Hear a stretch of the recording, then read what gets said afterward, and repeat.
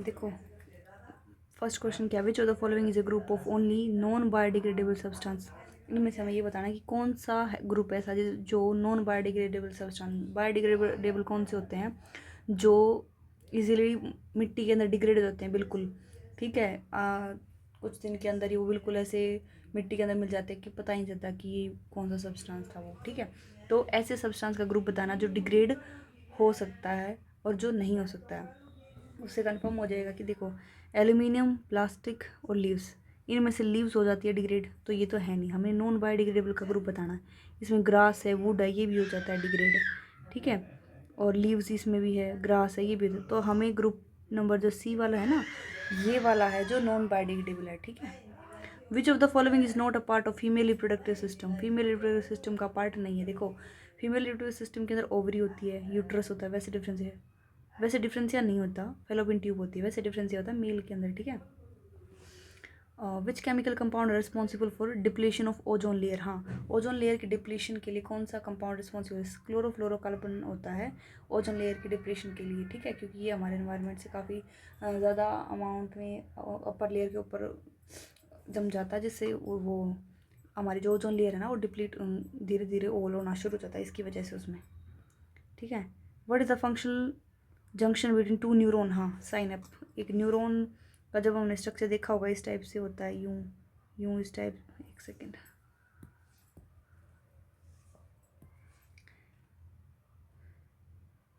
Neuron का जो structure होता है ना, उसमें दो न्यूरॉन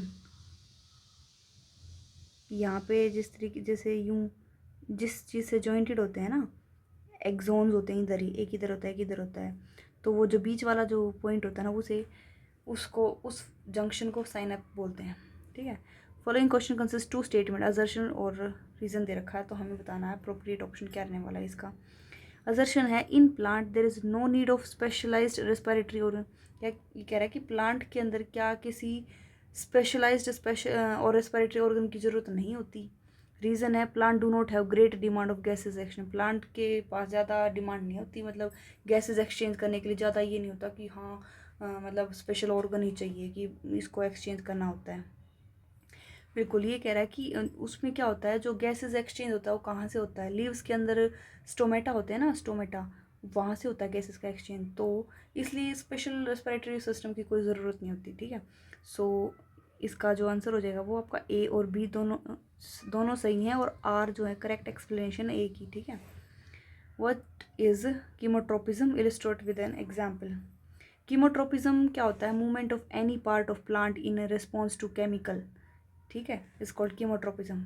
मतलब प्लांट का कोई भी ऐसा पार्ट जिस पे हम कोई भी केमिकल लगा देते हैं, जिससे क्या होएगा, वो मूवमेंट करना शुरू कर देता है। जैसे आप सभी ने देखा होगा, जैसे हम वो होता है ना, प्लांट जैसे जर्मिनेट करता है, रूट नीचे की तरफ आती है, शूट वाला सिस्टम ऊपर की तरफ जाता है, तो जो ठीक है, तो किसी केमिकल की वजह से कोई प्लांट की मूवमेंट शुरू हो रही है, वो होते हैं कीमोट्रोपिज्म, ठीक है। तो अगर हम केमिकल डाल देते हैं तो रूट की मूवमेंट डाउनवर्ड हो जाती है शुरू, ठीक है, और शूट की अपवर्ड होती है, तो वो केमिकल की वजह से हो जाती है। वैसे तो नॉर्मली क्या होता है, न्यूट्रिएंट्स डालते हैं, उसके अंदर पानी देते हैं, नेचुरली होती है, लेकिन किसी प्लांट में हमने आर्टिफिशियली करवाना तो उसके लिए केमिकल का यूज़ किया जाता है, वो होता है कीमोट्रोपिज्म, ठीक है। जैसे ये है, इसमें हमने कीमोट्रोपिज्म के थ्रू शो करवा रखा है, ये कोई भी प्लांट है, ये अंदर का पार्ट दिखा रखा है। जैसे क्या हो रहा है, सबसे पहले ये ओवेरी है, ये इसकी पोलन ट्यूब है, फीमेल रिप्रोडक्टिव ऑर्गन है प्लांट का, ये पोलन ग्रेन्स, ये मेल गैमेट्स जो है ना दूसरे प्लांट के फ्लावर से आए हैं पोलन ग्रेन, ये इधर आके स्प्रेड हो गई इसके ऊपर, स्टिग्मा के ऊपर। तीन पार्ट होते हैं ना फीमेल रिप्रोडक्टिव सिस्टम के प्लांट के अंदर, तो स्टिग्मा, स्टाइल और ओवेरी, ये पोलन ट्यूब होती है। तो ये पोलन ट्यूब, जैसे पोलन ग्रेन्स यहाँ पे जर्मिनेट करेंगे, पोलन ट्यूब के अंदर से जाएंगे और अंदर ओवेरी के अंदर जाके फ्यूज़ हो जाते हैं, ठीक है। आगे फर्दर प्लांट बनने की जो डेवलपमेंट स्टार्ट हो जाएगी, ठीक है। ये कीमोट्रोपिज्म है। ये when pollen grain stigma germinate to form pollen tube के अंदर आके ये जर्मिनेशन शुरू हो गए, जैसे पोलन ग्रेन आ गई अंदर, ऊपर उसके पोलन ट्यूब के ऊपर क्या होंगे, जर्मिनेट कर जाएंगे। Then it always move toward ovary, हमेशा ओवरी के टुवर्ड ही मूव ड्यू टू केमिकल की वजह से। ओवरी के केमिकल सिक्रेट हो रहा है, तो उस केमिकल की वजह से वो ओवरी के टुवर्ड ही मूव करेंगे, ठीक है। So pollen tube show chemotropism, ये पोलन ट्यूब क्या शो कर रही है, कीमोट्रोपिज्म, ठीक है। What is the function of human ovary in human beings के अंदर, ओवरी का क्या फंक्शन होता है, एक तो ओवा यानी कि एग, ये तो एग प्रोड्यूस करता है। दूसरा है ovary also secret female sex organ जैसे ऑस्ट्रोजन और प्रोजेस्टेरोन, ये दो हार्मोन भी सीक्रेट करते हैं ओवरी, ठीक है। और ये हार्मोन्स रेगुलेट करते हैं secondary sexual character in human female के अंदर, ठीक है। ह्यूमन फीमेल के अंदर जो सेकेंडरी सेक्सुअल कैरेक्टर्स होते हैं ना, जो ये जो हार्मोन जैसे ही रिलीज होंगे ना, वो रिलीज होने के बाद जो मैच्योरिटी वाली स्टेजेस होती हैं हमारी बॉडी की, फीमेल की बॉडी के अंदर, वो इन हार्मोन्स की वजह से होती है, ये सेकेंडरी सेक्सुअल कैरेक्टर्स में आते हैं, ठीक है ना। सो ये फंक्शन होते हैं। What is the female reproductive part of flower,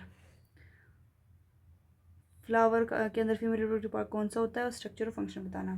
देखो फीमेल रिप्रोडक्टिव पार्ट जो होता है फ्लावर का, वो कार्पल या फिर पिस्टल बोल सकते हैं, ठीक है। Structure and function of carpel की बात करते हैं तो ये वाला हमारा स्ट्रक्चर रहने वाला है, ये स्टिग्मा, यहाँ पे स्टाइल और ओवेरी है, स्टाइल में ये पोलन ट्यूब यहाँ पे जर्मिनेट, और यहाँ से पोलन ट्यूब जर्मिनेट हो जाती है, यहाँ से पोलन ग्रेन्स आते हैं, यानी कि मेल जर्म सेल्स आते हैं, मेल जर्म सेल भी कह सकते हैं, मेल गैमेट भी बोल सकते हैं, ठीक है। अलग अलग नाम मिलेंगे तो कन्फ्यूज़न ना होना, ठीक है। और यहाँ पे फीमेल, ये फीमेल जर्म सेल है, ये मेल जर्म सेल है, यहाँ के फीमेल जर्म सेल से एग होएगा रिलीज, और मेल जर्म सेल से यहाँ पे जो है पोलन ग्रेन्स आएंगे और ये जर्मिनेट करेंगे, इधर दोनों फ्यूज होके फिर आगे फर्दर डेवलपमेंट होगी। कार्पल के अंदर ओवरी, स्टिग्मा और स्टाइल, ये तीन पार्ट होते हैं। ओवरी जो होता है ये वाला हिस्सा होता है, ये बेसल स्वोलन पार्ट होता है कार्पल का, बेसल, ठीक है। इसमें मेल गैमेट होता है, या पोलन ट्यूब से जो आता है। ओवरी चेंजेस इनटू फ्रूट, अब जैसे ही मैच्योर हो जाएगा ना, वो हमें कोई भी फ्रूट खाने को मिलता है, वो जो फ्रूट होता है ना, वो ओवरी ही राइपेंड फॉर्म होती है, ओवरी ही राइप होके फ्रूट की फॉर्म में कन्वर्ट हो जाती है, ठीक है। Stigma is upper most broader part होता है फ्लावर का, स्टिग्मा। पोलन ग्रेन जहाँ पे जर्मिनेट करते हैं ना, ये जहाँ दूसरे फ्लावर से पोलन ग्रेन इसके ऊपर आते हैं ना, वो होता है स्टिग्मा, ठीक है। स्टाइल ये मिडिल पार्ट होता है कार्पल का, it is tube like structure through which pollen tube passes to entry to ovary, ठीक है। ट्यूब लाइक स्ट्रक्चर होती है जिसमें से क्या होता है, पोलन ट्यूब आगे पास होती है ओवरी तक, ठीक है।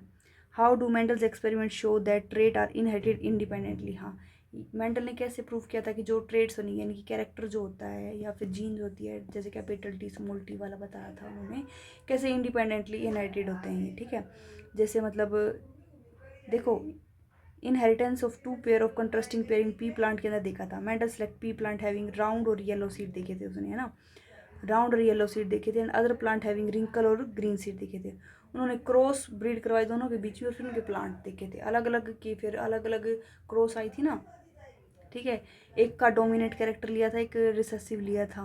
डोमिनेंट वाला हमेशा वो अपने अपने आप को एक्सप्रेस करता है रिसेसिव के कंपैरिजन में, ठीक है। ये सब उसने बताया था उसके अंदर, ठीक है। तो यहाँ पे वो क्रॉस मल्टीप्लाई करके दिखा देना डोमिनेंट और रिसेसिव ट्रेट्स की, ठीक है।